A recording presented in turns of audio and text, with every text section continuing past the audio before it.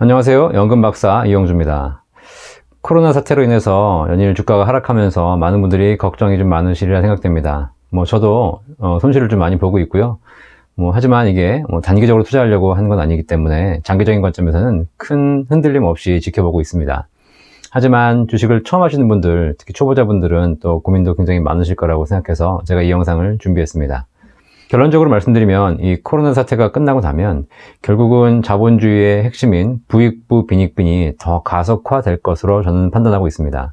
지금 주변의 상황을 보시면 아시겠지만 현금력이 부족하신 자영업자들이라든가 개인들이 점점 더 어려워지고 있습니다. 이런 사태가 지속되면 결과적으로 기술력은 있더라도 현금력을 보유하고 있지 않은 많은 개인들, 자영업자들, 중소기업자들은요 결국 다 힘들어지고 어려워지는 상황이 발생하게 됩니다. 자, 그런데 이런 상황이 만약에 끝나게 되면은요, 그 어려워진 기술들, 인력들을 결국 가진 자, 대기업에서 다 줍게 되겠죠. 결국 이런 사태가 위기가 오면 올수록 가진 자들에게 더 집중되는 상황이 발생한다는 겁니다. 역사적으로 모든 위기는 가진 자들에게 더 많은 기회를 부여해 왔습니다. 그건 자명한 사실인 거죠. 가진 자들, 우량 회사들은요, 위기에 강합니다. 위기에 강하다는 것은 무슨 얘기냐면요, 위기를 겪지 않는다는 것이 아니라 똑같은 위기를 겪고도 그 위기를 회복하는 속도와 방법이 다르다는 거죠. 그리고 그 위기를 기회로 삼아서 더 크게 발전하는 발판이 되기도 합니다. 그걸 제가 그래프로 증명해 드리도록 하겠습니다. 중국이란 나라와 한국이란 나라와 미국이란 나라가 있습니다. 약 10여 년 전에 2008년도에 글로벌 금융위기라는 전 세계적인 위기를 동시에 겪었습니다. 자, 그 위기를 겪을 때 어떻게 되었냐면요, 전 세계 주식시장이 절반 이상, 50% 이상 하락했죠. 자, 위기를 똑같이 겪었습니다. 그런데 그 위기를 회복하는 방식, 속도, 그 이후의 상황들은 굉장히 달랐습니다. 그걸 한번 보여드리도록 하겠습니다. 2008년도 글로벌 금융위기가 왔을 때 미국의 대표적인 지수인 다우 산업지수는요, 그 전에 14,000포인트까지 올라갔다가 위기를 겪으면서 6,500포인트까지 절반 이상 하락했습니다. 굉장히 어려움이 있었죠. 하지만 불과 1, 2년 만에 지수는 다 회복이 되었고요. 그 이유가 중요합니다. 지수가 회복된 이후에 미국 다우산업지수, 미국 시장은 더 큰 성장을 해서 최근 29,000포인트까지 상승했습니다. 글로벌 금융위기 전 시장의 2배 이상으로 크게 상승한 것이죠. 자, 한국은 코스피 지수가 있습니다. 2008년도 글로벌 금융위기 때 코스피 지수는 그 직전에 2,000포인트까지 상승했다가 글로벌 금융위기로 인해서 890포인트까지 거의 절반 이상 또 하락했습니다. 동일하게 하락했죠. 하지만 그 이후에 한 1, 2년 만에 바로 회복을 했습니다. 그런데 회복한 이후에 한국 코스피 지수는요, 지난 10여 년간 2000포인트에서 박스권을 반복했고 더 이상 상승하지 못하고 계속 왔다 갔다만 했다는 거죠. 회복은 했으나 더 이상 성장은 없었다는 겁니다. 자, 중국은 대표적인 지수인 상해 종합지수를 보시면요, 2008년도 금융위기 이전에 상해 종합지수가 6,000포인트를 넘게 도달했습니다. 하지만 금융위기 이후에 무려 1,660까지 빠졌고요. 거의 70% 이상의 손실을 보았습니다. 자, 물론 금융위기를 같이 겪었지만 중국도 회복은 했습니다. 불과 1, 2년 만에 회복은 했으나 3,000포인트 정도까지 회복이 됐을 뿐입니다. 결국은 그 이전 상해 종합지수인 6,000포인트의 절반 정도만 회복하는데 그쳤다는 것이죠. 이 결과를 보면 알 수 있듯이 얼마나 우량자산이고 얼마나 선진국이냐에 따라서 위기는 동일하게 겪지만 위기를 극복하는 수준과 정도, 시기 모두 다 다르다는 거죠. 자, 그렇다면 이제 이 위기가 닥쳤는데 여러분, 이 위기 때 여러분들이 가장 주의 깊게 고민하셔야 될 게 있습니다. 여러분이 투자한 회사가 어떤 회사입니까?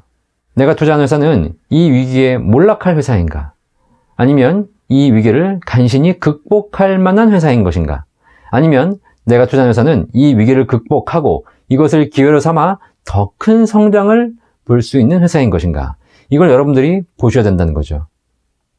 삼성전자는 세계 1위의 메모리 반도체 제조 회사입니다.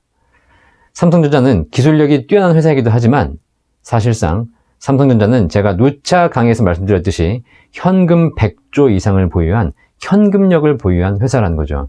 제가 삼성전자에 투자라고 말씀드리는 이유는 기술력, 경영력 이런 것보다 자본주의 사회에서 현금을 가장 많이 쥐고 있는 회사라는 점 때문이라는 거 매번 말씀해 드리고 있습니다. 그런 차원에서 이런 위기가 닥쳤을 때 똑같이 겪지만 결국 회복하는 속도와 회복 이후의 성장세는 완전히 다를 것이라는 거죠. 그리고 더더욱 드리고 싶은 말씀은 우리가 주식 투자를 하면서 주식 투자의 기본에 대해서 한 번 더 생각해 보시기 바라겠습니다. 제가 몇 번 말씀드렸지만 주식 투자란 그 회사의 주식을 사서 수익률 게임을 하는 매매 차익을 얻는 이것이 기본적인 투자가 아니라는 겁니다. 주식 투자란 내가 성장성이 높은 회사의 가치에 투자하고 그 회사의 성장과 함께 하는 것, 그리고 그 성장의 열매를 같이 나누어 받는 것, 이것이 주식 투자라고 말씀드렸습니다.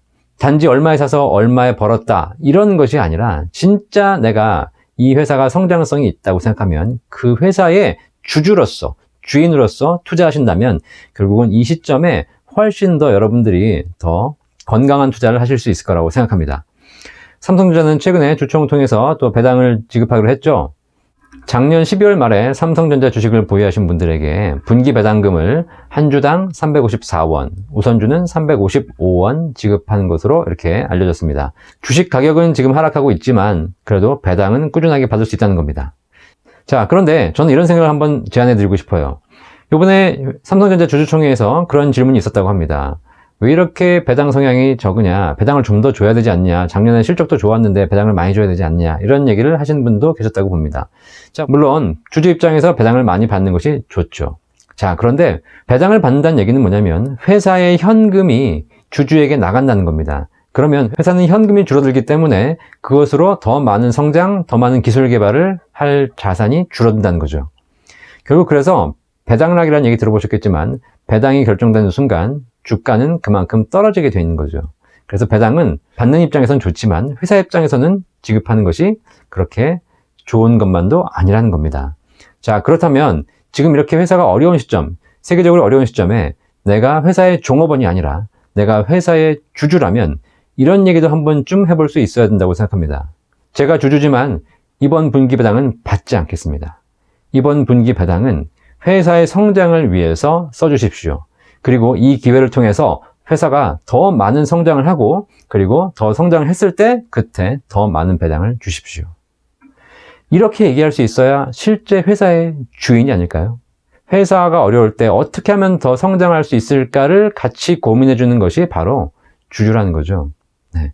물론 내가 주식을 많이 갖고 있는 것도 아니고 내가 뭐 얘기한다고 해서 삼성전자가 바뀌는 것도 아니고 그러시겠지만 여러분들이 적어도 이런 마인드를 가지고 주식 투자를 하셔야 장기 투자가 가능하고 장기적으로 삼성전자의 성장과 함께 여러분들이 더 큰 매매 차익, 더 큰 배당 소득을 누리실 수 있다는 겁니다. 요즘 시장이 어지러운데 제가 이런 얘기 정리해 드렸습니다. 여러분들이 꼭 한번 마음을 다지시는 계기가 되시기를 바라겠습니다. 여러분이 투자하신 회사 삼성전자는 세계 1위의 메모리 반도체 제조 회사입니다.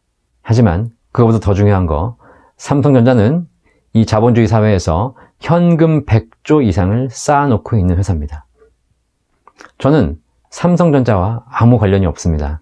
삼성전자를 찬양하고 싶은 생각도 없습니다. 하지만 이 자본주의 시장에서 우리가 투자할 수 있는 대상 중에서 가장 우량한 자산이기 때문에 그 우량한 자산을 믿고 투자하는 것이거든요. 이재용을 믿으라는 얘기 아닙니다. 저는 이재용을 믿지 않습니다. 저는 현금을 가지고 있는 삼성전자를 믿을 뿐입니다. 믿으세요. 삼성전자. 감사합니다.